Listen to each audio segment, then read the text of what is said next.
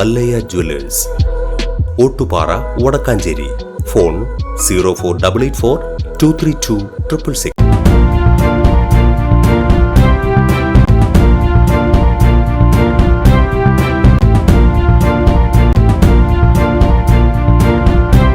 നമസ്കാരം, എനിടൈം ന്യൂസിലേക്ക് സ്വാഗതം.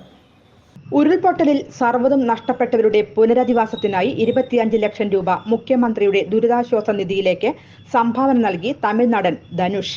നടനും സംവിധായകനുമായ സുബ്രഹ്മണ്യം ശിവയാണ് ഇക്കാര്യം സമൂഹ മാധ്യമങ്ങളിലൂടെ അറിയിച്ചത്.